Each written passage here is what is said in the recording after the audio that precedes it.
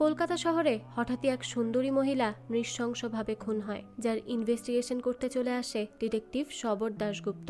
সন্দেহ যায় ওই মহিলার দুই প্রাক্তন স্বামী, বোন এবং তার দুই বন্ধুর উপর, যাদের প্রত্যেকের কাছেই তাকে খুন করার মোটিভ ছিল।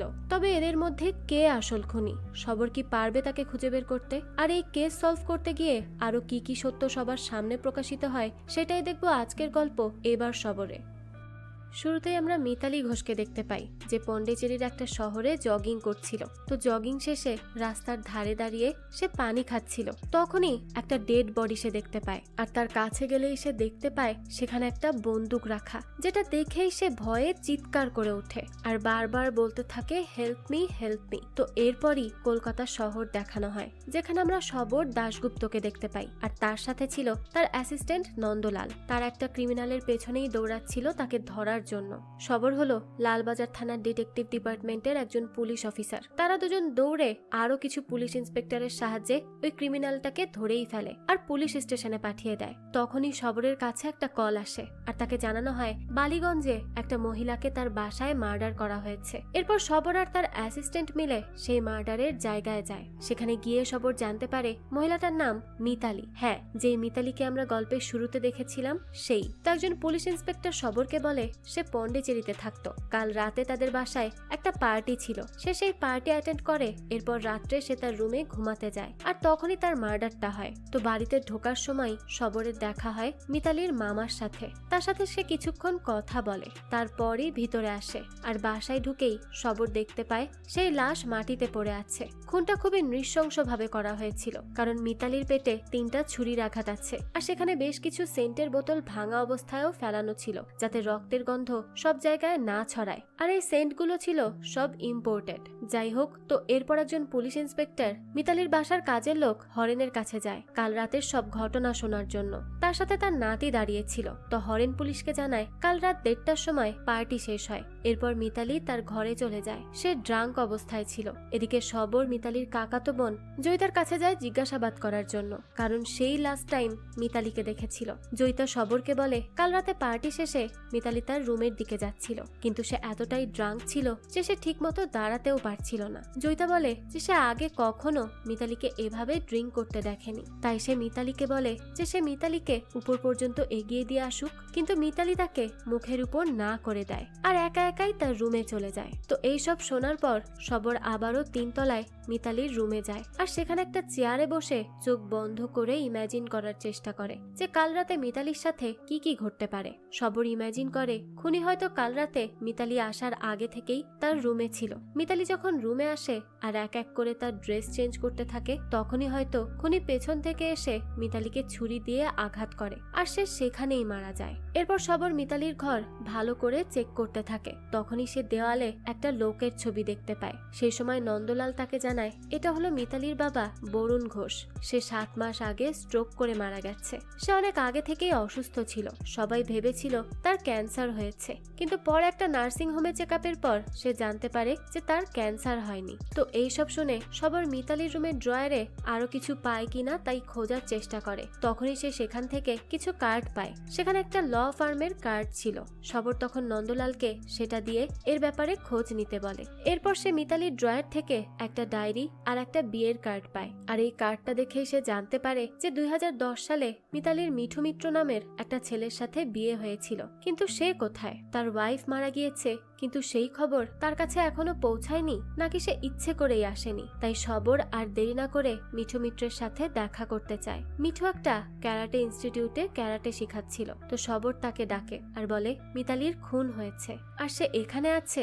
তো মিঠু শবরকে জানায় যে মিতালি তার এক্স ওয়াইফ, তাদের অনেক আগেই ডিভোর্স হয়ে গেছে আর বহু বছর ধরে তার মিতালির সাথে কোনো কন্ট্যাক্ট নেই। এরপর শবর মিঠুকে তাদের ডিভোর্সের কারণ জিজ্ঞেস করে। তখন মিঠু বলে এই বিয়েটা আসলে মিতালিকে জোর করে দেয়া হয়েছিল। তার বাবা এক প্রকার জোর করেই তাকে এই বিয়ে দেয়, কিন্তু এ ব্যাপারে মিঠু কিছুই জানতো না।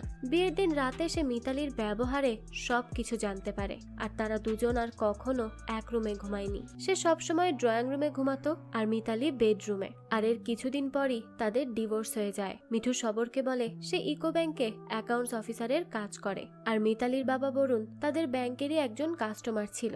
ব্যাংকেই তার মিস্টার বরুণের সাথে পরিচয় হয়। তো একদিন সে টাকা তুলতে ব্যাংকে আসে, তখনই সে মিঠুকে তার বাসায় ইনভাইট করে। আসলে ব্যাংকে যাওয়া আসা করতে করতে মিঠুর সাথে মিস্টার বরুণের বেশ ভালোই সখ্যতা গড়ে উঠেছিল, তাই সে আজ তাকে ইনভাইট করে আর বলে মিঠুর সাথে তার কিছু পার্সোনাল কথা আছে। তো এরপরে মিঠু বরুণের বাসায় যায়, আর সেখানে সে বরুণের থেকে জানতে পারে যে তার ক্যান্সার হয়েছে। সে জানে না যে সে কতদিন বেঁচে থাকবে। সে মারা যাওয়ার আগে তার মেয়েকে বিয়ে দিয়ে যেতে চায়, তাহলেই সে নাকি শান্তিতে মরতে পারবে। আর মিঠুকে ছেলে হিসেবে তার অনেক পছন্দ হয়েছে, এই জন্যই সে তার মেয়ের সাথে মিঠুর বিয়ে দিতে চায়। মিঠুও তখন বরুণের এই প্রস্তাবে আর না করতে পারেনি, কারণ মিতালি যথেষ্ট সুন্দর ছিল। তো এরপরই মিঠু আর মিতালির বেশ ধুমধাম করে বিয়ে হয়। কিন্তু ফুলসজ্জার রাতে যখন মিঠু মিতালির কাছে যেতে চায়, তখনই মিতালি তাকে ধাক্কা দিয়ে সরিয়ে দেয় আর বলতে থাকে সেই বিয়েটা শুধু তার বাবার জোরাজোরিতে করেছে, সে এই বিয়ে মানে না। আর সে সেদিন মিঠুকে অনেক আজে বাজে কথা বলে অপমান করে রুম থেকেই বের করে দেয়। আর এর কিছুদিন পরই তাদের ডিভোর্স হয়ে যায়। আর ডিভোর্সের পর সে মিতালির সাথে আর কখনো যোগাযোগ করেনি। সে অনেক কষ্ট পেয়েছিল। তবে এরপর সে শুনেছিল যে মিতালি এখন পন্ডিচেরিতে থাকছে, আর সেখানে সে ছবি আঁকে। আর কয়দিন আগেই সে এই কলকাতা শহরে এসেছে। তো এরপর সবর মিঠুকে জিজ্ঞেস করে তাদের ব্যাংকে মিতালির বাবার দুটো ফলস অ্যাকাউন্ট ছিল, সেগুলোর নাম কি? মিঠু বলে হ্যাঁ ছিল তো, একটার নাম ছিল পিনাকি শর্মা আর একটার নাম রুদ্র সিনহা। তখন সবর মিঠুকে বলে যে হতে পারে এই দুইটা ফলস অ্যাকাউন্টের জন্য সে মিস্টার বরুণকে ব্ল্যাকমেইল করেছে আর মিতালিকে বিয়ে করেছে, কারণ মিতালির জন্য আরো অনেক ভালো ভালো পাত্র ছিল। সে কেন সবাইকে রেখে মিঠুকে চয়েস করবে? মিঠু তখন সবরকে বলে আজকাল অনেকেরই ফলস অ্যাকাউন্ট থাকে, এটা কোনো বড় ইস্যু না, এটা নিয়ে কাউকে ব্ল্যাকমেইল করার কি আছে। তো এরপর সবর মিঠুকে আরো অনেক ইমাজিনারি গল্প বলে, যাতে করে সে তার মুখ থেকে সত্যি কথাটা বের করতে পারে। কিন্তু মিঠু বলে এই খুনের সাথে তার কোনোই সম্পর্ক নেই, সে এই ব্যাপারে কিছুই জানে না। তখন সবর তাকে বলে যে তাহলে সে পার্টির দিন রাতে মিতালির বাসায় কেন গিয়েছিল? মিঠু বলে হ্যাঁ, সে পার্টির দিন রাতে মিতালির বাসায় গিয়েছিল ঠিকই, কারণ মিতালি তাকে ইনভাইট করেছিল তাদের পার্টিতে। আর সেদিন মিতালির সাথেও তার দেখা হয়, তবে সেটা ছিল তার মিতালির সাথে শেষ দেখা। এরপরই সে সেখান থেকে তার বাসায় চলে আসে। মিঠু এটাও জানায় যে সে 6:30টার সময় মিতালিদের বাড়ি থেকে বের হয়েছে, আর সেই বাড়ি থেকে বেরিয়ে আসার সময়ই তার সমীরণ আর খনিকার সাথে দেখা হয়। তখন সবর আবারও নিজের ইমাজিনেশন থেকে মিঠুকে একটা মন গড়া কাহিনী বলে। সে বলতে থাকে হতে পারে ডিভোর্সের পর তার মিতালির উপর রাগ হয়েছিল, আর সেই রাগের কারণেই রিভেঞ্জ নেওয়ার জন্য সেদিন সে পার্টিতে গিয়েছিল। আর সুযোগ বুঝেই সে মিতালির রুমে গিয়ে মিতালির জন্য লুকিয়ে অপেক্ষা করছিল। আর সে আসার সাথে সাথেই মিঠু মিতালিকে ছুরি দিয়ে আঘাত করেছে, আর সেখানেই মেরে ফেলেছে। একজন বিয়েতে ব্যর্থ বর, তার শ্বশুরের অনেক টাকা, তার বউ অনেক সুন্দরী, এই সব কিছু নিয়ে তার রাগ থেকে যাওয়াটা খুবই স্বাভাবিক। আর সেই রাগের কারণে হতেই পারে সে মিতালিকে মেরে ফেলেছে। ব্যাপারটা কিন্তু এতটাও অস্বাভাবিক কিছু নয়। তো এই সব শোনার পর মিঠু বলে সেই খুনটা করেনি, এই বলেই সে সেখান থেকে চলে যায়। এরপরই দৃশ্য পরিবর্তন হয়, আর আমরা সমীরণ বাগচিকে দেখি, যার সাথে মিঠুর পার্টির দিন দেখা হয়েছিল। তো সমীরণের গার্লফ্রেন্ড খনিকা তাকে ফেলে চলে গিয়েছিল, তাই সে কাল সারা রাত জুলেখা নামের একটা মহিলার সাথেই কাটায়। পরের দিন সকালে সে যখন ফ্রেশ হয়ে তার কাজে যাচ্ছিল, তখনই তার কাছে তার বাবার কল আসে। সমীরণের বাবা তাকে বলে যে সারা রাত মদ খেয়ে কাটালে চলবে না, তার তো কাজেও মনোযোগী হতে হবে। তো এরপর সে সমীরণকে 15 মিনিটের মধ্যেই একটা ফাইল মিস্টার ভার্মার কাছে পাঠাতে বলে, তা না হলে যদি ইনকাম ট্যাক্স অফিসার তাদের ধরে ফেলে তাহলে তাদের অনেক বড় ক্ষতি হয়ে যাবে। সমীরণও তখন ফাইল নিয়ে বাইরে যাচ্ছিল, আর হঠাৎই তাদের ডোরবেল বেজে ওঠে। সে দরজা খুলেই দেখে সেখানে সবর এসেছে। তো সে সমীরণের কাছে এসেছিল মিতালির মার্ডার কেস নিয়ে তার সাথে জিজ্ঞাসাবাদ করতে। তখনই সমীরণের গার্লফ্রেন্ড গোসল করছিল। সমীরণ রুমে গিয়ে তাকে সবকিছু জানায় আর বলে সে যেন দ্রুত বাথরুম থেকে বের হয়ে আসে। সবর তার সাথেও কথা বলতে চায়। এতে জুলেখা সমীরণকে বলে সে এত ভয় পাচ্ছে কেন? জুলেখা পুলিশের মেয়ে, পুলিশ দেখে সে কখনো ভয় পায় না। আর সে সমীরণকে যেতে বলে, আর এটাও বলে যে সে কিছুক্ষণ পরই চলে আসছে। তো এরপর সমীরণ রুমের বাইরে আসে। তখন সে দেখে সবর কান পেতে তাদের সব কথা শুনেছে। তো সবর তখন সমীরণকে জিজ্ঞেস করে মিতালি তার কি হয়। এতে সমীরণ জানায় যে মিতালি তার অনেক ছোটবেলার ফ্রেন্ড, তারা একই স্কুলে পড়তো। এরপর সবর সমীরণকে আরো জিজ্ঞেস করে মিতালি হঠাৎ করে মিঠুকে কেন বিয়ে করলো। এতে সমীরণ বলে মিতালি আসলে অনেক আনপ্রেডিক্টেবল মেয়ে ছিল, সে কখন যে কি করে বসে সে নিজেও জানে না, সে কখন কাকে ভালোবেসে ফেলে এই বিষয়ে তার নিজেরই কোনো আইডিয়া নেই। এছাড়া মিতালির বাবা অনেক অসুস্থ ছিল, এই জন্য সে চেয়েছিল মেয়েকে সেটেল করে রেখে যেতে। এত রোম্যান্টিক মেয়ে কখন আবার কার সাথে ফেসে যায় বলা তো যায় না। আর একবার তো সে খুব বাজে ভাবে ফেসে গিয়েছিল। মিতালি তাদের পাড়ার বস্তিরই একটা ছেলের সাথে পালিয়ে যায়, যদিও 6 মাস পর সে নিজেই আবার বাড়ি ফিরে এসেছিল, কারণ তার প্রেম ততদিনে কেটে গিয়েছিল। কিন্তু এই কয়দিনে মিতালির বাবা তো থানা পুলিশ করে একেবারে পাগল হয়ে যাওয়ার মতো অবস্থা। আর যেই ছেলেটার সাথে মিতালি গিয়েছিল সে তার কলেজেই পড়তো, তার নাম ছিল পান্ত হালদার। সে একটু বখাটে টাইপের ছেলে। মিঠুও এই বিষয়টা জানতো। তো এরপর সবর সমীরণকে জিজ্ঞেস করে যে মিতালির প্রতি কি তার কোনো ফিলিংস ছিল। তখন সমীরণ হাসতে হাসতে বলে তেমন কিছুই ছিল না, হ্যাঁ তবে সে মিতালিকে লাইক করত, আর এটা ওই বয়সে সবারই হয়, এটা এমন কোনো বিষয় না। সবর তখন সমীরণকে জিজ্ঞেস করে পার্টির দিন মিতালি এত ড্রিঙ্ক কেন করেছিল। এর উত্তরে সমীরণ বলে আসলে এটা দেখে সে নিজেও অনেক অবাক হয়েছে, কারণ মিতালি কখনোই ড্রিঙ্ক করে না, এমনকি সে পন্ডিচেরিতে গিয়ে একটা অ্যান্টি অ্যালকোহল মুভমেন্টের সাথেও যুক্ত ছিল। সেই মেয়েটা পার্টির দিন একটার পর একটা ড্রিঙ্ক করেই যাচ্ছিল। আর পার্টি শেষে তো সমীরণ খনিকাকে নিয়ে চলে আসে। এরপর কি হয়েছিল তার সে কিছুই জানে না। তখন সবর সমীরণকে জিজ্ঞেস করে তাহলে ভেতরে থাকা মহিলাটার নাম কি খনিকা। সমীরণ বলে না, এটা তো জুলেখা, খনিকা এখন তার বাড়িতেই আছে। তখন সবর তাকে জিজ্ঞেস করে খনিকা কেন চলে গেছে। সমীরণ বলে পার্টির দিন সে খুব ড্রাঙ্ক ছিল, সেই অবস্থায় খনিকার সামনেই সে মিতালির অনেক তারিফ করে ফেলে। সে মিতালিকে বলে সে পন্ডিচেরি থেকে আসার পর আরো বেশি সুন্দর আর হট হয়ে গেছে। এতে তো খনিকা বেশ জেলাস ফিল করে, আর তাই সে সমীরণকে নিয়ে পার্টি থেকেই বের হয়ে যায়। এসব শুনে সবর বলে তাহলে তো ক্লিয়ার হয়ে গেল খনিকা খুনি, সেই মিতালিকে খুন করেছে, তাও জেলাসির কারণে। তখনই সেখানে সমীরণের নতুন গার্লফ্রেন্ড জুলেখা আসে। সবর জুলেখাকে তার বাবার কথা জিজ্ঞেস করে, আর জুলেখা বলে তার বাবার নাম বিজয় শর্মা, সে ঝাড়খণ্ড পুলিশ স্টেশনে ছিল, তবে এখন রিটায়ার্ড করেছে। তো এরপর সবর তার কাছে সমীরণ আর তার রিলেশনের কথা জিজ্ঞেস করে। এতে জুলেখা বলে সমীরণের সাথে তার অল্প কিছুদিনের পরিচয়, তাদের দেখা হয়েছিল একটা বারে। এরপর সমীরণ, সবর আর জুলেখা একটা রেস্টুরেন্টে যায়। সেখানে সবর জুলেখাকে জিজ্ঞেস করে সে কি এভাবে বারে গিয়ে মদ খেয়ে বেড়ায়। তখন জুলেখা সবরকে বলে সে যখন বোর হয় আর লোনলি ফিল করে তখনই সে বারে যায় আর এরকম কাউকে খুঁজে বের করে। এরপর সবর তাকে জিজ্ঞেস করে সমীরণের যে একটা গার্লফ্রেন্ড আছে সেটা কি সে জানে।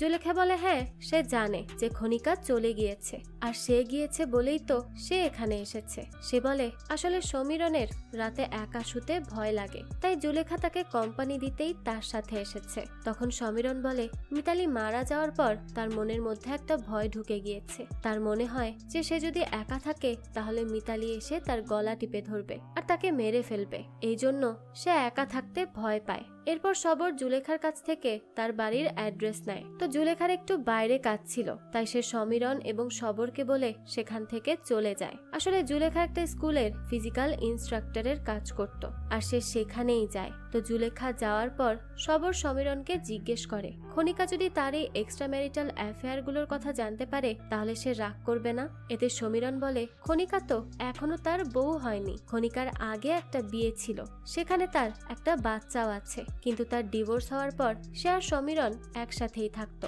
তো সবরের কাছে সমীরণের মিতালি মারা যাওয়ার পর ভয় পেয়ে রাতে মেয়ে ঘরে আনার ব্যাপারটা কিছুটা অবিশ্বাস্য লাগে, কিন্তু সমীরণ তার মদের দিব্যি খেয়ে বলে যে সে একটাও মিথ্যা কথা বলছে না। এরপর সবর সমীরণকে জিজ্ঞেস করে পার্টির দিন বেরোনোর সময় তাদের নাকি মিঠুর সাথে দেখা হয়েছিল। সমীরণ বলে হ্যাঁ তারা যখন পার্টিতে ঢুকছিল তখনই তাদের সাথে মিঠুর দেখা হয়। মিঠু তার বাইক নিয়ে বের হয়ে যাচ্ছিল আর তার পিছু পিছু মিতালিও বের হয়। এরপর সমীরণ খনিকাকে ভেতরে যেতে বলে আর মিতালিকে জিজ্ঞেস করে যে কি হয়েছে। মিতালি সমীরণকে বলে সব গন্ডগোল হয়ে গেছে, তার সবকিছু ঠিক করতে হবে। এরপরই রাত যত বাড়তে থাকে পার্টির আনন্দ তত বাড়ে, কিন্তু মিতালি মন খারাপ করে এক কোণাতেই দাঁড়িয়েছিল আর ড্রিঙ্ক করছিল। জয়িতা তখন তাকে একবার ডেকেও আসে, কিন্তু সে পার্টিতে জয়েন না করে এক কোণায় বসেই ড্রিঙ্ক করতে থাকে। আচ্ছা, এখানে বলে দেই এই গল্পে কিন্তু বারবারই পাস্ট এবং প্রেজেন্টের দৃশ্য ঘুরিয়ে ফিরিয়ে দেখানো হয়েছে। আমি যতটুকু পারি ভালো করে বোঝানোর চেষ্টা করছি, আশা করি কেউ কনফিউজড হবেন না। এদিকে সমীরণ এতটাই ড্রাঙ্ক ছিল যে সে মাতাল অবস্থায় মিতালিকে বলে যে মিতালি এখন আনম্যারিড আর সে মিতালিকে বিয়ে করতে চায়। এতে খনিকা রেগে মেগে তাকে টানতে টানতে পার্টি থেকে বের করে নিয়ে আসে। এসব শুনে সবর মিঠুর মতো সমীরণকেও একটা মন গড়া ঘটনা বলে। সে সমীরণকে বলে মিতালির সাথে তার ভালোবাসার সম্পর্ক হয়নি, তাই হতেই পারে সে সেখান থেকে চলে যাওয়ার পর আবারও ফিরে আসে আর মিতালির রুমে চুপ করে বসে থাকে। এরপর মিতালি আসাতেই সে মিতালিকে মার্ডার করে ফেলে। এসব শুনে সমীরণ বলে এটা যদি সত্যি হতো তাহলে অনেকদিন আগেই মিতালির ভূত এসে তাকে মেরে ফেলতো। তো তখনই সেখানে একটা কল গার্ল আসে। সবর সমীরণকে ওই মেয়েটাকে দেখিয়ে বলে আজ রাতের জন্য সেই মেয়েটাকে তুলে নিয়ে যেতে পারে, তাহলে তার ভূতের ভয় কম লাগবে। তো এরপরই সবর সেখান থেকে চলে যায় আর সমীরণও তার গাড়িতে উঠে বাসায় যাওয়ার জন্য। তো সমীরণ চলে যাওয়ার পরপরই দেখা যায় সবর সেই কল গার্লের কাছে যায় আর তাকে জুলেখার সম্পর্কে সব বলে, যাতে সে তাকে জুলেখার খবর এনে দিতে পারে যে তাদের এরিয়াতে এমন কেউ আছে কিনা। তো পরের দিন সকালে সবর মিতালির কিছু চিঠি পায়। চিঠিগুলো পড়ে সে বুঝতে পারে যে মিতালি প্রথমে মিঠুকে রিজেক্ট করে দিলেও পরে সে মিঠুকে ভালোবেসে ফেলেছিল। তো এরপরই আমরা জানতে পারি যে গল্পের শুরুতে মিতালি যেই ডেড বডিটা দেখেছিল তার নাম ছিল জর্জ। তার নতুন বউ তাকে ছেড়ে যাওয়ায় সে আত্মহনন করে আর সেই লোকটার ফেসের সাথে মিঠুর ফেসের অনেক মিল থাকায় মিতালি সেদিনই ডেড বডিটা দেখে অনেক ভয় পেয়ে যায়। এরপর সে অনেক আপসেট ছিল, সে ভেতর থেকে ভেঙে পড়ে। তাই সে 3 দিন ধরে তার কাজেও মনোযোগ দিতে পারেনি। বারবার তার চোখের সামনে মিঠুর ফেস ভেসে উঠছিল। তো মিতালির বাবা যখন জোর করে তাকে মিঠুর সাথে বিয়ে দিয়েছিল তখন সে মিঠুকে বুঝতে পারেনি আর সেটা নিয়ে মিতালির অনেক আফসোস ছিল। সে যদি সেদিন মিঠুকে তার ঘর থেকে বের না করে দিত, মিঠুর উপর রাগ না দেখাতো, তাহলে হয়তো আজকে মিঠু তার পাশেই থাকতো। ফুলসজ্জার দিন মিঠু তাকে যেই কিসটা করেছিল আজও সেই কিসের স্মৃতি মিতালির মনে রয়েছে। সে সেই সুখের মুহূর্তটুকু ভুলতে পারেনি। মিতালি যখন মিঠুকে তার রুম থেকে বের করে দিয়েছিল মিঠু তার পাশের রুমেই ঘুমাতো। মিতালি বারবার গিয়ে চেক করতো যে মিঠু তার কাছে আসছে কিনা। মিঠু যদি সেদিন মিতালিকে মানাতে আসতো তাহলে হয়তো আজকে তারা একসাথে থাকতো। এরপরই মিতালি তার সব ভুল বুঝতে পারে আর সে মিঠুকে একটার পর একটা চিঠি লেখে। মিঠুকে জানানোর চেষ্টা করে যে সে মিঠুকে কতটা ভালোবাসে, কিন্তু সে সাহস করে একটা চিঠিও কখনো পোস্ট করেনি। সবটাই তার নিজের কাছে গুছিয়ে রেখে দিয়েছিল। আর জর্জকে আত্মহনন করতে দেখে মিঠুর লাইফটা কেমন যেন অন্যরকম হয়ে যায়। সে আবারও নতুন করে মিঠুকে ভালোবাসতে শুরু করে। সে তাকে অনেক মিস করত। তো এই সব চিঠিগুলো সবর মিঠুকে দেখায়। সে মিঠুকে বলে মিতালি কলকাতায় ফিরে তার সমস্ত প্রপার্টির কাস্টোডিয়ান মিঠুকে করেছিল। এটা শুনে মিঠু আবারও বলে সে মিতালিকে মারেনি। তখন সবর তাকে জিজ্ঞেস করে সে 1টা থেকে 2টোর সময় কোথায় ছিল। মিঠু জানায় সে তার ঘরে ঘুমাচ্ছিল। তখন জয়িতা তাকে কল করে আর মিতালির মৃত্যুর খবরটা জানায়। এরপরে মিঠুর নাম্বার নিয়ে সবর সেখান থেকে চলে যায়। তারপর সে নন্দলালকে মিঠুর নাম্বারটা দিয়ে সেটা ট্র্যাক করতে বলে। সে নন্দলালকে মিঠুর পুরো মাসের কল লিস্টটাও বের করতে বলে। তখনই নন্দলাল সবরকে জানায় মিতালির প্রথম হাজবেন্ড পান্তু এখন কলকাতায় নেই, সে ধামরাতে গেছে ক্লায়েন্টের গাড়ি ডেলিভার করতে। সেখান থেকে ফিরে এলেই তাকেও ধরা হবে। এরপর তারা দুজন মিতালির বাড়ির উদ্দেশ্যে রওনা হয়। গাড়িতে বসে তারা মিতালির মার্ডারের সবগুলো ফ্যাক্ট নিয়ে কথা বলছিল। তো কথা বলতে বলতেই তাদের মনের মধ্যে সমীরণকে নিয়ে সন্দেহটা আরো বেড়ে যায়। এরপরই তারা গাড়ি ঘুরিয়ে বউবাজারে সমীরণের সোনার দোকানে যায়। দোকানে সমীরণের বাবা মধু বাগচি ছিল, সমীরণ সেখানে ছিল না। তো তার বাবা সবর আর নন্দলালকে সমীরণের খোঁজ করতে দেখে ভাবে তারা ব্যাংক থেকে এসেছে। সমীরণের লোন নেওয়া ছিল, সেভাবে হয়তো তারা সেই টাকার জন্যই এখানে এসেছে। মধু তাই সবরকে বলে তারা খুব দ্রুতই লোনের টাকা শোধ করে দিবে। সবরও এই সুযোগে মধুর ভুল না ভাঙিয়ে তার থেকে সমীরণ সম্পর্কে অনেক কথা জেনে নেয়। সমীরণের বাবা সবরকে বলে সমীরণ ব্যাংক থেকে 55 লাখ টাকা লোন নিয়েছিল, কারণ তার মিতালির সাথে একটা এক্সপোর্ট বিজনেস করার কথা ছিল, কিন্তু সমীরণ এখনো সেই লোনটা শোধ করেনি। তো এসব শুনে সবর নন্দলালকে নিয়ে সেখান থেকে বের হয়ে আসে আর তারা বাসে উঠে পড়ে। বাসে নন্দলাল আর সবর ভাবতে থাকে মিতালি আসলে কি চেয়েছিল। সে কি মিঠু আর সমীরণকে একসাথে নিয়ে চলতে চেয়েছিল? তারা দুজন বুঝতেই পারছিল না যে মিতালি আসলে কি চেয়েছিল। তারা অনেক কনফিউজড। তখনই সবরের কাছে পান্তু হালদারের কল আসে। এরপর তারা পান্তু হালদারের সাথে দেখা করতে যায়। সে যখন রাস্তা পার হয়ে তাদের কাছে আসছিল তখনই হুট করে একটা বাইক এসে তাকে ধাক্কা মেরে দেয়। এরপরই তাকে হসপিটালে অ্যাডমিট করা হয়। সবর আর নন্দলাল হসপিটালেই পান্তুকে জিজ্ঞাসাবাদ করে। তখন তারা তার থেকে জানতে পারে যে সে একটা গ্যারেজে মেকানিকের কাজ করে। সে পড়ালেখায় অনেক ভালো ছিল, কিন্তু কলেজের পর আর পড়ালেখা করেনি। সেখানেই তার পড়ালেখা স্টপ হয়ে যায়। এই কলেজেই তার সাথে মিতালির দেখা হয়। প্রথম দিকে মিতালি তার কাছে আসার চেষ্টা করত, তাকে ভালোবাসার প্রস্তাবও দেয় সে। এরপরই তারা পালিয়ে বিয়ে করে। কিন্তু 6 মাস পর একদিন সকালে মিতালির কি যেন হয়, সে পান্তুকে ফেলেই আবার চলে আসে। পান্তুও তাকে আর আটকায়নি, কিন্তু পরে পুলিশ এসে তাকে ধরে নিয়ে যায় আর অনেক মারধর করে। পুলিশ তাকে 12 দিন লকআপে আটকে রেখেছিল। এরপর মিতালির বাবা কেসটাকে আর টানতে চায়নি, কারণ এতে তার মেয়ের সম্মানহানি হচ্ছিল। তারপরে মিঠুর সাথে মিতালির বিয়ে হয়। তখন সবর তাকে জিজ্ঞেস করে যে মিতালির খুনের সময় সে কোথায় ছিল। পান্তু বলে সে তার এক মাসির দোকানে ছিল, যেখানে জুয়া খেলা হতো। সে সেখানে ঘন্টা 2 ছিল। সে মিঠুকেও সেখানে আসতে দেখে। সে সেখানে কিছুক্ষণ থাকার পরই চলে যায়। এরপর সবর পান্তুকে জিজ্ঞেস করে সেদিন রাত 1:30টার সময় সে কোথায় ছিল। পান্তু জানায় সে তার ঘরে ছিল, তার সাথে একটা মেয়েও ছিল, যাকে সে মাসির দোকানে খুঁজে পেয়েছিল। আর ওই মেয়েটার নাম রীতা দাস। মেয়েটা সেখানে বসেই মদ খাচ্ছিল। তখনই সে পান্তুকে দেখে ইচ্ছে করে তার সামনে তার ব্যাগটা ফেলে আর সেটাকে আবারও তুলে পান্তুর সাথে কথা বলার চেষ্টা করে। পান্তুও তার সাথে কথা বলে। এরপর দুজনের মধ্যে কথা জমে যাওয়ায় পান্তু তাকে তার বাড়িতে নিয়ে আসে। তখন নন্দলাল তাকে জিজ্ঞেস করে সে কি সারা রাত মেয়েটার সাথেই সময় কাটিয়েছে। পান্তু বলে না, সে রীতার বানানো একটা ড্রিঙ্ক খেয়েই মাতাল হয়ে ঘুমিয়ে পড়ে। এরপর তার ঘুম ভাঙে সকালে। তো পান্তুর মুখে এসব গল্প শুনে সবরের মনে প্রশ্ন জাগে যে এই জুলেখা আর রীতা কি একই মহিলা, কারণ তাদের দুজনের ছেলে পটানোর স্টাইল একই ছিল।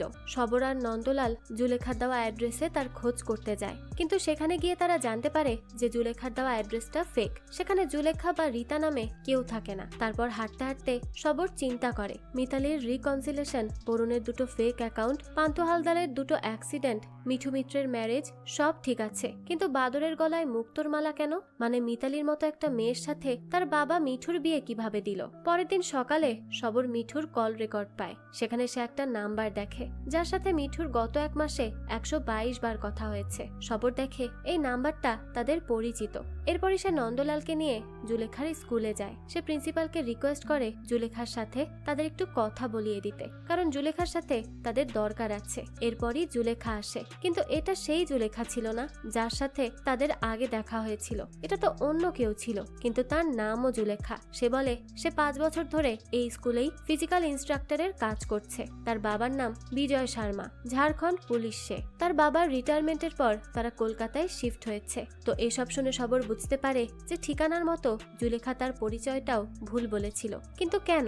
এটা নিয়ে ভাবার আগেই সবরের কাছে সমীরণের কল আসে আর সে সবরকে বলে তার ইম্পর্টেন্ট একটা কথা আছে, যেটা বলতে সে ভুলে গিয়েছিল। তো সমীরণের এই ইম্পর্টেন্ট কথা শুনে সবর আর নন্দলাল সমীরণের সাথে দেখা করতে একটা রেস্টুরেন্টে যায়। সমীরণ সবরকে বলে সেদিন জুলেখা চলে যাওয়ার পর সে খনিকাকে আনতে তার বাসায় যায়, কারণ সে রাতে কোনোভাবে একা থাকতে পারছিল না। সমীরণ খনিকার হাত পাও ধরে তাকে ফিরিয়ে আনার জন্য। সে তাকে এটাও বলে যে সে জুলেখাকে তাড়িয়ে দিয়েছে। এতে খনিকা বলে সমীরণ না, সে জুলেখাকে তাড়িয়ে দিয়েছে। খনিকা আসলে জুলেখার সাথে দেখা করে তাকে এত বাজে বাজে কথা শুনিয়েছে যে সে সমীরণের কাছে দ্বিতীয়বার আসার আগে ভাববে। আর পার্টি দিন রাতে মিতালির সাথে সমীরণের ওভাবে কথা বলার জন্য খনিকা তার উপর রেগেছিল, কিন্তু সমীরণ কোনোভাবে খনিকাকে বোঝায় আর তার রাগ ভাঙায়। এরপর তারা দুজন একসাথে অনেক ভালো সময় কাটায়। তখন সে খনিকার কাছ থেকে একটা অদ্ভুত খবর জানতে পারে। খনিকা বলে সে জানতে পেরেছে যে মিঠুর নতুন প্রেমিকা হয়েছে, আর এই কথাটা তাকে মিতালি বলেছে, কিন্তু এই প্রেমিকাটা কে সেটা সমীরণ জানে না। তাই সবর আর নন্দলাল সেখান থেকে বের হয়ে খনিকার কাছে যায় তাকে জিজ্ঞাসাবাদ করতে। খনিকা তখন সবরকে বলে সেদিন পার্টিতে সে মিতালির কাছ থেকে এই কথাটা শুনেছিল। মিতালি অনেক ইমোশনাল ছিল, তাই সে পার্টির মাঝখানে খনিকার কাছে আসে আর তাকে কাঁদতে কাঁদতে কথাটা বলে। মিতালি তাকে বলে যে মিঠুর একজন লাভার আছে, সে মিঠুকে অনেক ভালোবাসে। তখনই খনিকা মিতালিকে জিজ্ঞেস করে সেটা কে। মিতালি তখন জয়িতার দিকে আঙুল দিয়ে বলে সে মিঠুকে অনেক বেশি ভালোবাসে। মিতালি তো মিঠুকে অনেক বেশি ভালোবাসতো। সে প্রথমে সেই জিনিসটা বুঝতে না পারলেও বয়স বাড়ার সাথে সাথে সে এটা রিয়েলাইজ করে যে সে মিঠুকে কতটা ভালোবাসে, আর এজন্যই মিঠুর প্রেমিকার কথা শুনে সে অনেক আপসেট ছিল। খনিকা বলে সে এতটুকুই জানতো। তো এরপর সেখান থেকে ফিরে সবর আর নন্দলাল বিষয়টাকে অ্যানালাইসিস করার ট্রাই করে। সবর বলে এমএন অ্যান্ড অ্যাসোসিয়েটের অনুযায়ী জয়িতা হলো একমাত্র সম্বল। বরুণ অরুণ দুই ভাইয়ের একমাত্র সার্ভাইভিং সন্তান মিতালির পরে সবকিছু তারই। আর এদিকে মিঠু মিত্র হলো তাদের সমস্ত প্রপার্টির কাস্টোডিয়ান আর জয়েন্ট অ্যাকাউন্ট হোল্ডার। মিতালি কলকাতায় ফিরে এসেছিল মিঠুর কাছে ফিরে যাবে বলে, আর সেজন্য সে মিঠুর সাথে সমস্ত অ্যাকাউন্ট জয়েন করতে চেয়েছে। কিন্তু সে কলকাতায় এসে দেখে জয়িতা অলরেডি মিঠুর প্রেমে পাগল হয়ে গেছে। তখন মিতালির হাতে আর কোনো উপায় ছিল না, কারণ সে অলরেডি মিঠুকে তার সমস্ত প্রপার্টির কাস্টোডিয়ান বানিয়ে ফেলেছিল। তো তখন সবর বলে হ্যাঁ, তাহলে ওই 122টা ফোন করেছিল জয়িতা, আর হতে পারে মিতালিকে আজ মরতে হয়েছে কারণ সে মিঠু আর জয়িতার প্রেমের মাঝখানে চলে এসেছিল। তখন সব ইঙ্গিত জয়িতার দিকে চলে যায়, তাই সে জয়িতার সাথে দেখা করার জন্য তাকে ফোন দেয়। কিন্তু জয়িতা তাদের মিথ্যা কথা বলে। সে বলে যে সে এখন নর্থের দিকে আছে, তার বাড়ি ফিরতে দেরি হবে। কিন্তু সবর জয়িতার এই মিথ্যা কথাটা ধরতে পারে, কারণ সে চোখের সামনে জয়িতাকে দেখতে পাচ্ছিল। এরপর সবর জয়িতাকে নিয়ে তাদের বাসায় যায় আর তার কাছে জিজ্ঞেস করে যে তার আর মিঠুর প্রেমের শুরুটা কোথা থেকে হয়েছিল। জয়িতা বলে মিঠু আর মিতালির ডিভোর্সের পর সে একদিন মিঠুর ব্যাংকে যায় একটা ব্যাংক অ্যাকাউন্ট খুলতে। জয়িতাকে দেখে মিঠু অবাক হয়ে যায় আর তাকে জিজ্ঞেস করে বাড়িতে বাবা মা কেমন আছে। এরপর মিঠু তাকে একটা সেভিংস অ্যাকাউন্টের ফর্ম দেয় আর বলে এটা ফিল আপ করলেই সব হয়ে যাবে। এরপর মিঠু অন্য টেবিলে গিয়ে বসে আর জয়িতা ফর্মটা ফিল আপ করতে যায়। অফিস শেষে মিঠু যখন বের হয়ে যাচ্ছিল তখন জয়িতা ফর্মটা ফিল আপ করে আর মিঠুর কাছে এসে সেটা তাকে দিয়ে দেয়। তখন মিঠু বলে যে আজকের মতো তো ব্যাংক বন্ধ হয়ে গেছে, সে এখন ফর্মটা নিতে পারবে না, তাই সে জয়িতাকে পরের দিন ফার্স্ট হাফে আসতে বলে। তখন জয়িতা চুপ করে মাথা নিচু করে দাঁড়িয়ে থাকে। জয়িতাকে এভাবে চুপ করে দাঁড়িয়ে থাকতে দেখে মিঠু তাকে জিজ্ঞেস করে যে সে কি তাকে কিছু বলতে চায়। তখন জয়িতা মিঠুকে সরি বলে আর বলে সে তার দিদির কাজের জন্য অনেক লজ্জিত। জয়িতা বলে তার মনে হয় মিতালি মিঠুকে ভালোভাবে চিনতে পারেনি আর এজন্যই তাদের মধ্যে এত ঝামেলা হয়েছে। তখন মিঠু বলে সেও মিতালিকে বুঝতে পারেনি আর সে এখন মিতালিকে বুঝতেও চায় না। এরপর জয়িতা ফর্মের কাগজগুলো মিঠুকে ধরিয়ে দিয়ে বলে সে আর কালকে আসতে পারবে না। তারপরই সে সেখান থেকে চলে যায়। এরপর মিঠু ফর্মের কাগজগুলো উল্টে পাল্টে দেখছিল। তখনই সে ফর্মের পেছনে একটা কাগজ দেখতে পায় যেখানে লেখা ছিল যা হয়েছে ভুলে যাও মিঠুদা। আর সে এটাও লিখেছে যে জয়িতা তাকে ভুলতে পারছে না। আসলে জয়িতা সেভিংস অ্যাকাউন্টের নাম করে মিঠুকে তার মনের কথা বলতে এসেছিল। মিতালি আর মিঠুর ডিভোর্সের পর জয়িতা ব্যাংকে যেতে যেতে সে মিঠুকে ভালোবেসে ফেলে। তার মনে হতো সে যদি মিঠুর জন্য কিছু করতে পারে তাহলে তার দিদির ভুলের প্রায়শ্চিত্ত হবে, কিন্তু মিঠু শুরুতে তার এ কথা আমলে আনেনি। এরপর দৃশ্য পরিবর্তন হয় আর আমরা দেখি জয়িতা তার জেঠু অর্থাৎ বরুণকে খাইয়ে দিচ্ছিল। সে অনেক ভালো রান্না করতে পারত। তখন জয়িতা বরুণকে বলে সে এবার অন্তত তাদের সাথে গিয়ে থাকুক, কারণ মিতালি কলকাতায় নেই, সেই বাড়িতে একা একা কি বা করবে। বরুণ তখন জয়িতাকে বলে সে এখান থেকে চলে গেলে কেই বা এই প্রপার্টির দেখাশোনা করবে, তার এত শখ করে তৈরি করা সবকিছু নষ্ট হয়ে যাবে। এরপর কথায় কথায় জয়িতা বরুণকে জিজ্ঞেস করে মিঠুর সাথে তার দেখা হয় নাকি। তখন বরুণ জয়িতাকে বলে যে এটা মিতালির ব্যাড লাক যে সে মিঠুর মতো একটা ভালো ছেলেকে চিনতে পারলো না। ছেলেটা এত কিছুর পরও বরুণের কাছে আসে আর তার দেখাশোনা করে যায়, তার সবকিছুর খেয়াল রাখে, বিন্দুমাত্র রাগ নেই তার বরুণের উপর। তখন জয়িতা বলে মিঠু তার এখন একটা বিয়ে করে নেওয়া উচিত। বরুণও জয়িতার কথায় এগ্রি করে। এরপর সে বলে যে সে পন্ডিচেরি যাবে, তার সব ব্যবস্থা মিঠু করে দিয়েছে। ছেলেটা কত ভালো, মিঠু তার জন্য এত কিছু করে, সে জানে না যে সে কিভাবে মিঠুর এত কিছুর প্রতিদান দিবে। তখনই জয়িতা বরুণকে আইডিয়া দেয় যে একদিন মিঠুকে লাঞ্চে ইনভাইট করার জন্য। জয়িতা বলে সে নিজের হাতে মিঠুকে রান্না করে খাওয়াবে। জয়িতার আসলে মনে হয়েছিল মিঠু হয়তো আসবে না, কিন্তু মিঠু ঠিকই আসে আর সবার সাথে খাওয়া দাওয়া করে, গল্পও করে। তো লাঞ্চ শেষে যখন মিঠু বাড়ি যাচ্ছিল তখনই সে জয়িতাকে বলে যে অনেক ভালো খেলাম। তখন মিঠু লক্ষ্য করে জয়িতার চোখে পানি। সে জয়িতাকে জিজ্ঞেস করে সে কাঁদছে কেন, তার কি হয়েছে। তখন জয়িতা বলে যে সে জয়িতার চিঠির অ্যান্সার কেন দিচ্ছে না। এর উত্তরে মিঠু বলতে থাকে আসলে মিতালি চলে যাওয়ার পর তার কনফিডেন্স একদম লো হয়ে গিয়েছে, সে রিজেক্ট হওয়ার ভয় পায়, তাই সে জয়িতাকে তার ভালোবাসার কথাটা বলতে পারছে না। জয়িতার কারণে তার কনফিডেন্স অনেকটা ফিরে এসেছে, সে চায় না মনের কথা বলে জয়িতাকে হারিয়ে ফেলতে। তখন জয়িতা তাকে বলে যে তার যা বলার সে তো চিঠিতে সব বলে দিয়েছে, এখন সে শুধু মিঠুর বলার অপেক্ষা করছে। মিঠুও তখন জয়িতার হাতে হাত রেখে তাকে বলে যে তার মনে যা আছে সে না হয় সবকিছু কলেই বলবে। এরপরই তাদের দুজনের মধ্যে প্রেম শুরু হয়। তারা দুজন অনেক ভালো সময় কাটাচ্ছিল, তারা একসাথে ঘুরতে যেত, একসাথে সময় পার করত, কিন্তু তাদের এই ভালোবাসার সম্পর্কটা বেশি দিন গোপন থাকে না। একদিন জয়িতার মা মিঠুর সাথে তাকে দেখে ফেলে। জয়িতার মা তাদের সম্পর্কটা মেনে নিয়েছিল আর তারা জয়িতাকে মিঠুর সাথে বিয়েও দিতে চাচ্ছিল, কিন্তু তারা যখন বিষয়টা মিতালির বাবাকে জানায় তখন সে রাজি হয় না। তার মতে একই বাড়িতে এই জিনিস সম্ভব না। অরুণ তখন বরুণকে বলে মিতালি আর মিঠুর তো ডিভোর্স হয়ে গেছে, তারা এখন একসাথে নেই, যেটা ছিল সেটা পাস্ট, তাহলে প্রবলেম কোথায়। বরুণ তখন জয়িতার মা বাবাকে জিজ্ঞেস করে তারা কিভাবে এই সম্পর্কটা মেনে নিল। জয়িতার মা বলে তারা এই সম্পর্কের কিছুই জানতো না, যখন বরুণ পন্ডিচেরিতে যায় তখনই এগুলো ঘটেছে। জয়িতার মা বাবা সবকিছু খুশি মনে মেনে নিলেও বরুণ কিছুতেই এটা মেনে নিতে পারছিল না। এরপর তাদের মধ্যে অনেক কথা কাটাকাটি হয়, এতে বরুণ হাইপার হয়ে তার রুমে চলে যায়। জয়িতার মাও তখন তাদের আর কথা বাড়াতে নিষেধ করে। তখনই বরুণের ঘর থেকে একটা শব্দ আসে আর তারা রুমে গিয়ে দেখে বরুণ স্ট্রোক করেছে, তাই তারা দ্রুত তাকে হসপিটালে নিয়ে যায়। কিন্তু হসপিটালে যাওয়ার আধা ঘন্টা পরই বরুণের মৃত্যু হয়। মিতালিকে খবরটা জানানোর পর সে দ্রুত পন্ডিচেরি থেকে কলকাতায় চলে আসে। এরপর থেকে সে কলকাতাতেই থাকতো। তো একদিন মিঠু জয়িতাকে বলে এখন তাদের উচিত মিতালিকে তাদের সম্পর্কের কথাটা বলে দেওয়া, তাকে অন্ধকারের মধ্যে রাখাটা তাদের ঠিক হচ্ছে না, কারণ মিঠু মিতালির বিহেভিয়ারে বুঝতে পেরেছিল যে মিতালি তাকে কিছু একটা বলতে চায়। সে ব্যাংকেও গিয়েছিল তার অ্যাকাউন্টটা মিঠুর সাথে জয়েন্ট করতে, কিন্তু সে ডিরেক্টলি মিঠুকে কিছুই বলেনি। তাই মিঠু জয়িতাকে বলে মিতালিকে সবকিছু জানিয়ে দিতে, কারণ সে কোনো মিসআন্ডারস্ট্যান্ডিং রাখতে চায় না।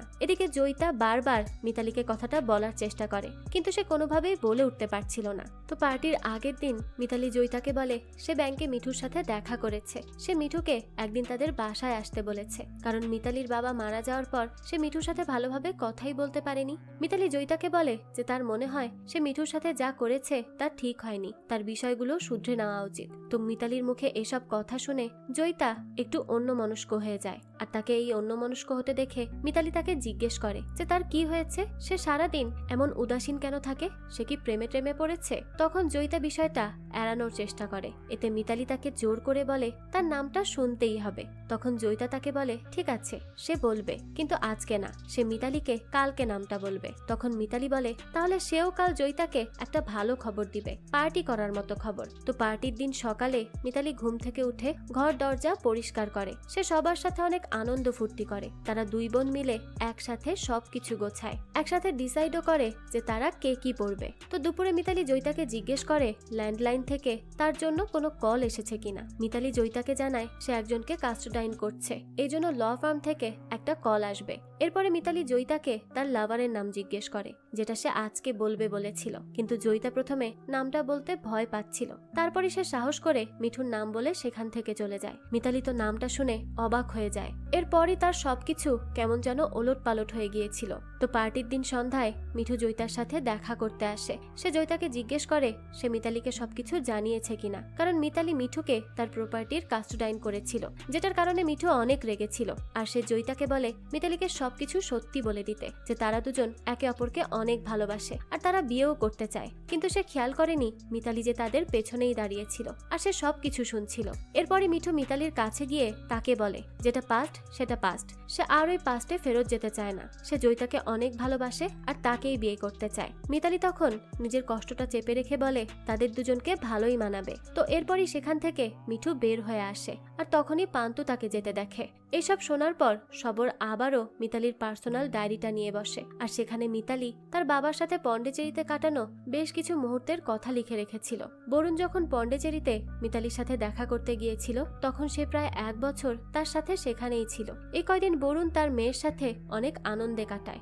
প্রথম মিতালি তার বাবার কাছ থেকে মিঠুর খবর নিয়েছিল যে এখন সে কেমন আছে। এরপর মিতালি বরুণকে এমন এক জায়গায় নিয়ে যায় যেখানে তার বেশিরভাগ সময় কাটতো। সেখানে মিতালি মিস্টার পিয়ারের সাথে তার বাবার পরিচয় করিয়ে দেয়। মিতালি তার বাবাকে বলে সে যখন ডিপ্রেশনে ছিল তখন এই পিয়ারই তাকে নতুনভাবে বাঁচতে শিখিয়েছে। সে মিতালিকে জীবনের আরেকটা অর্থ খুঁজে পেতে সাহায্য করেছে। এসব শুনে বরুণ তাকে ধন্যবাদ জানায়। এরপর সে মিতালিকে জিজ্ঞেস করে সে কি আর কলকাতা যাবে না। তখন মিতালি বলে সে কলকাতায় গিয়ে আর কি বা করবে, বরং সে চায় তার বাবা এখানেই থেকে যাক। বরুণ বলে সে কখনো তার পৈতৃক ভিটা আর সন্তান স্নেহ ছেড়ে চলে আসতে পারবে না, সেখানে তার অনেক দায় দায়িত্ব রয়েছে। তারপরে মিতালির বাবা তাকে জিজ্ঞেস করে সে হঠাৎ সেদিন তার বাবাকে মিঠুর কথা জিজ্ঞেস কেন করেছিল। মিতালি তখন কিছুটা আপসেট হয়ে বলে এমনি। বরুণ তখন মিতালিকে বলে যে মিঠু কিন্তু এখনো সিঙ্গেল আছে, সে চাইলে ফিরে গিয়ে মিঠুর সাথে কথা বলতে পারে। কিন্তু মিতালি এতে একটু আপসেট হয়ে যায়, কারণ সে মিঠুর সাথে যা করেছিল তার জন্য সে তখন অনেক গিলটি ফিল করত। যাই হোক, তো মিতালির বাবা তার সাথে 1 বছর পন্ডিচেরিতে কাটানোর পর কলকাতায় ফিরে আসে। এরপরই তো এত কিছু হয়ে গেল। যাই হোক, তো সবর মিতালির ডায়েরিটা পড়ে অনেক কিছুই বুঝতে পারে, কিন্তু সে এটা বুঝতে পারে না এই সন্তান স্নেহটা কি, যেটা তার বাবা বলেছিল। এবার তো তাকে সেটাই খুঁজে বের করতে হবে। এরপর সবর আর তার অ্যাসিস্ট্যান্ট পান্তুর সাথে দেখা করতে তার গ্যারেজে যায়, আর সেখানে সে মিঠুর বাইকটা নোটিস করে। পান্তু বলে সমস্যা নেই, দুজনেই এক্স হাজবেন্ড। শুরুটা মারামারি দিয়ে হয়েছিল, কারণ মিঠু ভেবেছিল হয়তো পান্তুর কারণেই মিতালি তাকে ছেড়ে দিয়েছে, তাই সে তাকে অনেক মেরেছিল। কিন্তু পরে সে বুঝতে পারে যে পান্তুর কারণে কিছুই হয়নি, তাই সে পরে পান্তুকে ব্যাংক থেকে লোনও পাইয়ে দেয় তার গ্যারেজের ব্যবসা করার জন্য। পান্তু বলে মিঠুর মন আছে, কিন্তু সে রেগে গেলে সাংঘাতিক আকার ধারণ করে। এরপর সবর পান্তুর থেকে আবারও কনফার্ম হয় যে সে পার্টির রাতে মিঠুকে ফিরতে দেখেছিল কিনা। পান্তু বলে হ্যাঁ, সে দেখেছিল তো। এরপর সবর পান্তুকে জিজ্ঞেস করে মিতালি তো তাকে ছেড়ে দিয়েছিল, তার মিতালির থেকে রিভেঞ্জ নিতে ইচ্ছে করে না। পান্তু বলে পুরো দুনিয়াটা টাকার উপর চলছে, সেখানে যাদের 3-4টা ফেক ব্যাংক অ্যাকাউন্ট আছে তাদের সাথে সে কিভাবে পারবে। এরপর সবর আর নন্দলাল মিঠুর কাছ থেকে সেই ফেক ব্যাংক অ্যাকাউন্টগুলোর ডিটেলস নিতে যায়। তারা জানতে পারে বরুণের রুদ্রসেন নামের যে অ্যাকাউন্টটা ছিল সেটা থেকে প্রত্যেক মাসে 10,000 করে টাকা উঠানো হতো, আর বরুণ পন্ডিচেরিতে যাওয়ার আগে সেই অ্যাকাউন্ট থেকে 1,20,000 টাকা উঠানো হয়েছিল। তখন সবর মিঠুকে জিজ্ঞেস করে বরুণের স্ত্রী মারা যাওয়ার সময় তার বয়স কত ছিল। তখন মিঠু বলে হবে হয়তো 52-53। এরপর সবর বিষয়টা সাজিয়ে দেখে কম বয়সী একটা লোক যার হাতে অনেক টাকা, আর প্রতি মাসে তার অ্যাকাউন্ট থেকে একটা ফিক্সড অ্যামাউন্ট তোলা হচ্ছে। এদিকে সে মিতালিকে বলেছিল সন্তান স্নেহ আছে, তার মানে হতে পারে সে অন্য কোনো মহিলার সাথে সম্পর্কে জড়িয়েছিল, কারণ লাইফে সবারই একটা ডিমান্ড থাকে। তখন মিঠু বলে সে বরুণ বাবুর সাথে এত বছর ছিল, কিন্তু সে এরকম কিছু কখনোই শোনেনি। তখন সবর বরুণের পিনাকি শর্মা নামের ওই অ্যাকাউন্টটার কথা মনে পড়ে। এই নামটা শুনে তার মনে আরো একজন শর্মার নাম আসে। এরপর সবর মহিলাটা কে ছিল সেটা জানার জন্য বরুণের বাড়ির কাজের লোক হরেনের কাছে যায়। তখন হরেন বলে তার মালিক অনেক ভালো মানুষ ছিল, একদম দেবতার মতো, সে এগুলো করবে না। তখন সবর বলে দেবতাদেরও অপসরা থাকতো। সবর হরেনের থেকে জানতে চায় যে মাসে মাসে বরুণ 10,000 টাকা করে কাকে দিত। এটা হরেনের জানার কথা, কারণ দুইবারই সেলফ চেকে হরেনের সাইন ছিল। হরেন তখন চুপ করে দাঁড়িয়ে থাকে। তখন সবর তাকে জিজ্ঞেস করে তার সেই নাতিটা কোথায় যাকে সেদিন সে দেখেছিল। তার গলায় একটা মোটা সোনার চেইন ছিল। হরেন বলে সে তার মেয়ের কাছে আছে। তখন সবর হরেনের গলা টেনে ধরে আর বলে সব সত্যি বলে দাও, না হলে মেরে কিন্তু গঙ্গায় ভাসিয়ে দিব। তখনই হরেন বলে হ্যাঁ, একটা মহিলা ছিল যে বরেন পন্ডিচেরিতে যাওয়ার আগে একবার এসেছিল, আর মিতালি মারা যাওয়ার আগের দিন এসেছিল। প্রথমবার সে যখন এসেছিল তখন তার বরুণের সাথে কিছু একটা নিয়ে অনেক ঝগড়া হয়, আর দ্বিতীয়বার এসেছিল মিতালির সাথে কথা বলতে, কিন্তু মিতালি তার কথা বিশ্বাস করে না, তাকে তাড়িয়ে দেয়। আর হরেন বলে সে যাকে নাতি বলে পরিচয় দিয়েছিল সে আসলে বরুণের ছেলে। হরেন তো অবিবাহিত, তার তো কোনোদিন কোনো ছেলে বা নাতিপুতিও ছিল না। এরপর সবর সোজা সেই স্কুলে যায় যেখানে জুলেখা তার কাজ করার কথা বলেছিল, কারণ সে একটা শর্মাকেই চিনত যার নাম ছিল জুলেখা শর্মা। তার মনে হয় যে এই নামটা যে ব্যবহার করছিল সে আসল জুলেখা শর্মাকে খুব ভালো করে চেনে, কারণ জুলেখা তার সম্পূর্ণ আইডেন্টিটি ইউজ করছিল। তো এখানেই অনেক জিজ্ঞাসাবাদের পর সবর প্রীতিশ ঘোষ নামের একটা বাচ্চা ছেলের খোঁজ পায়, আর এটা সেই বাচ্চাই ছিল যাকে হরেন নিজের নাতি বলেছিল। আর তার গলায় সেদিন সোনার চেন দেখেই সবরের সন্দেহ হয়েছিল যে গরিব পরিবারের ছেলে হলে তার গলায় এত ভালো সোনার চেন কেন থাকবে। থাকবে। যাই হোক, তো এরপরে স্কুলের দেওয়া অ্যাড্রেস থেকে তারা প্রীতিশের বাড়ি পৌঁছায়। তখনই তারা দেখতে পায় প্রীতিশের মা তো সেই মহিলা যে নিজেকে জুলেখা শর্মা বলে পরিচয় দিয়েছিল। আসলে সে তার ছেলের স্কুলের টিচারেরই আইডেন্টিটি ব্যবহার করছিল যাতে কেউ তাকে খুঁজে না পায়। তো এই মহিলার আসল নাম দোয়েল ঘোষ। বরুণ যখন অসুস্থ হয়েছিল তখন সে হসপিটালে ভর্তি ছিল, আর সেই হসপিটালের নার্স ছিল দোয়েল। তখন থেকেই তাদের পরিচয়। আর মিতালি পন্ডিচেরি যাওয়ার পর বরুণ একা হয়ে যায়। তখন সে দোয়েলের কাছে আসতো নিজের সময় কাটাতে, কিন্তু বরুণ সেখানে বারবার আসা যাওয়া শুরু করলে দোয়েল তাকে পার্মানেন্ট একটা ব্যবস্থা করতে বলে। সে তাকে বিয়ে করতে চাচ্ছিল, কিন্তু বরুণ এতে রাজি ছিল না। যদিও একবার সে রাজি হয়েছিল, কিন্তু পরে সে না করে দেয়। এর মধ্যেই তার পেটে প্রীতিশ চলে আসে, আর প্রীতিশের জন্মের পরই বরুণ তাকে সেই সোনার চেনটা দিয়েছিল। দোয়েল ভেবেছিল ছেলে হওয়ার পর হয়তো বরুণ তাকে বিয়ে করে নিবে, কিন্তু সেটা হয় না। বরং বরুণ তো তার সাথে কন্ট্যাক্টই অফ করে দেয়। কিন্তু দোয়েল যখন তাকে বলে তার সংসার কিভাবে চলবে, তখন সে হরেনকে দিয়ে প্রত্যেক মাসে মাসে টাকা পৌঁছে দিত। তবে এর কিছুদিন পরই বরুণ তাকে বিয়ে করতে রাজি হয়ে যায়, আর প্রীতিশের নামেও কিছু সম্পত্তি লিখে দিতে চায়। তবে এর মধ্যেই বরুণের মৃত্যু হয়। তখন তো দোয়েলের সব স্বপ্ন ভেঙে যায়, আর এরপরই সে জানতে পারে মিতালি কলকাতায় এসেছে। তাই সে মিতালির কাছে যায় তাকে সব খুলে বলতে। কিন্তু মিতালি তো তার বাবার সম্পর্কে এসব কথা বিশ্বাসই করতে পারে না। তাই সে দোয়েলকে অপমান করে বাড়ি থেকে তাড়িয়ে দেয়। তাই দোয়েল ভাবে রিভেঞ্জ নিবে, কিন্তু সে হত্যা করতে চায়নি, সে চুরি করতে তাদের বাড়িতে ঢুকেছিল। আর তাই সে আগে থেকেই প্রীতিশকে হরেনের কাছে রেখে এসেছিল। তো এই সবকিছু শুনে সবর দোয়েলকে বলে সে যে চুরিটা করেছে এটা কিন্তু সে ঠিক করেনি। দোয়েল বলে তার হাতে কোনো উপায় ছিল না, তাই তাকে এটা করতে হয়েছে। তবে সে যদি চায় তাহলে তাকে জেলে ঢুকাতে পারে, তবে তার আগে তার ছেলেকে হরেনের কাছে রেখে আসবে। তখন সবর বলে না, সে তাকে জেলে ঢোকাবে না, কিন্তু তাকে অবশ্যই নিজের ভুলগুলো শুধরে নিতে হবে আর একটা ভালো লাইফ লিড করতে হবে। দোয়েলও এতে রাজি হয়ে যায়। তো এরপর সে তাকে জিজ্ঞেস করে সে কি মিতালির এক্স হাজবেন্ড পান্তুকে চেনে। দোয়েল বলে হ্যাঁ সে চেনে। মিতালির ইনফরমেশন পাওয়ার জন্য সে পান্তুর সাথে কথা বলেছিল। সে তো পান্তুর সাথে সেদিন রাতে বাসায়ও গিয়েছিল। পান্তু তাকে বলেছিল সে তাকে কিছু টাকাও দিবে, কিন্তু পান্তু সেরকম কিছুই করতে পারছিল না। তাই সে বিরক্ত হয়ে তাকে ইউজলেস বলে 11:45-এর দিকে বাসা থেকে চলে আসে। তখন সবর দোয়েলকে জিজ্ঞেস করে এরপর কি পান্তু তার বানানো ড্রিঙ্কটা খেয়ে ঘুমিয়ে পড়েছিল। দোয়েল বলে কই না তো, এমন কিছুই তো সেদিন ঘটেনি। এটা শুনেই সবর বুঝতে পারে যে পান্তু তাদেরকে মিথ্যা বলেছে। তাই তারা এবার পান্তর পিছু করতে থাকে। পান্তু তো অনেক পালানোর চেষ্টা করে, কিন্তু সে বেশি দূর পালাতে পারে না। সবর তাকে ঠিকই ধরে ফেলে। তখন পান্তুও স্বীকার করে যে হ্যাঁ সেই মিতালিকে মেরেছে। মিতালির কারণে তার লাইফটা সম্পূর্ণ শেষ হয়ে গেছে। সে কখনোই মিতালির সাথে পালাতে চায়নি, মিতালি তাকে নিয়ে পালিয়েছিল। কিন্তু পুলিশ পান্তুকে তুলে নিয়ে এমন ভাবে মেরেছিল যে তার শির দ্বারা ড্যামেজ হয়ে গেছে, যার জন্য তার দ্বারা এখন কোনো শারীরিক সম্পর্কও হয় না। এমনকি তার চোখের নার্ভটাও নষ্ট হয়ে গেছে, হয়তো কিছুদিন পর সে চোখেও দেখবে না। এভাবেই তার ক্যারিয়ারও ফিনিশ হয়ে গেছে। সে মাধ্যমিকে স্ট্যান্ড নিয়ে পাশ করেছিল, কলেজে সায়েন্স নিয়ে ভর্তিও হয়েছিল, কিন্তু মিতালির জন্য তার পুরো জীবনটাই বরবাদ হয়ে গেছে। তাই মিতালি জবে থেকে কলকাতায় ফিরেছে সে তাকে মারার জন্য ওত পেতেছিল। আর যেদিন দোয়েল তাকে ইউজলেস বলেছিল সেদিনই তো পান্তুর অনেক রাগ হয়ে যায়। তাই সে ওই দিন রাতেই কোনোভাবে মিতালির ঘরে ঢুকে তাকে খুন করে দেয়। সবর পান্তুর এসব কথা শুনে তাকে জিজ্ঞেস করে সে খুন করে পালালো না কেন। পান্তু বলে তার পুরো শরীর আর জীবন মিতালি ধ্বংস করে দিয়েছে, তাই সে কার থেকেই বা পালাবে। তখন সবর তাকে বলে এর থেকে পালিয়ে গেলেই ভালো হতো, কারণ তখন আর তাকে তার অ্যারেস্ট করতে হতো না, কিন্তু এখন তো তাকে অ্যারেস্ট করা ছাড়া আর কোনো উপায় নেই।